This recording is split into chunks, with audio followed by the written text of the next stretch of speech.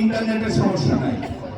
So যে কেউ ইন্টারনেটে রেসপন্স করলে, ইন্টারনেটে আমাদের যারা রেজিস্ট্রেশন করা তারা যখনই আমাদের আনসারের যে সদস্য জানাবে, সাথে সাথে শুধু তোমার থানা না, মহানগর না, নির্বাচন কমিশন সদর দপ্তর, বাংলাদেশ সেনাবাহিনী সদর দপ্তর, পুলিশ সদর দপ্তর, স্বরাষ্ট্র মন্ত্রণালয়ের কন্ট্রোল রুম, সবাই তুমি একজন ব্যক্তি ওই ভোট কেন্দ্রের জন্য, কিন্তু রিপোর্ট দেখবে এরা সবাই, সবার কাছে রিপোর্ট, পুরো বাংলাদেশের এই রিপোর্টটা হাজির হবে।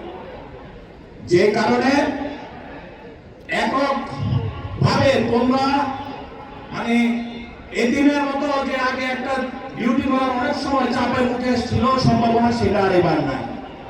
শুধু একটা জিনিসই প্রয়োজন হবে তোমাদের এই 13 জনের ক্ষেত্রে, সেটা হচ্ছে দৃঢ়তা। শক্ত হইতে হবে, পড়ে গেলে হবে না। ওখানে সারাদিন ডিউটি করতে হবে, সারাদিন ডিউটি করা খুবই পরিশ্রমে। রাত্রে ভোট করানো হবে, তখনও দাঁড়ায় থাকতে হবে। তোমাদের খাবার দাবারের টাকা দিয়ে দেওয়া হয়েছে, টাকা না, শুধু সেটা অ্যারেঞ্জ করার জন্য আলাদা লোক নিয়োগ করা হয়েছে, আলাদা আমাদের ভিডিপি সদস্য নিয়োগ করা হয়েছে।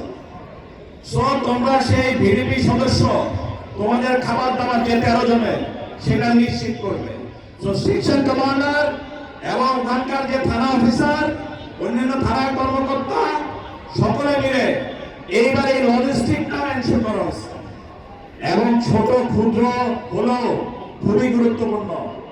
সবাই ন্যূনতম পক্ষে খেজুর রাখবা, যাতে এই যে অনেকে পড়ে যাচ্ছ, তখন অ্যাটলিস্ট খেজুর খেয়ে পানি খেয়ে ফেললে ইনস্ট্যান্ট এনার্জি পাবা, সুগার লেভেল হাই থাকবে। নাহলে এই কষ্টের মধ্যে, এই টেনশনের মধ্যে, তোমরা চাপের মধ্যে, যারা তরুণ আছো বা যারা বয়স্ক, অনেকে আছে এখানে বয়স্ক, দীর্ঘদিনের অভিজ্ঞতা সম্পন্ন, তারা ঠাস করে পড়ে যাবে।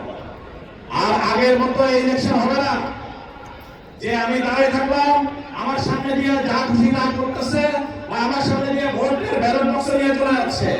Not accepted.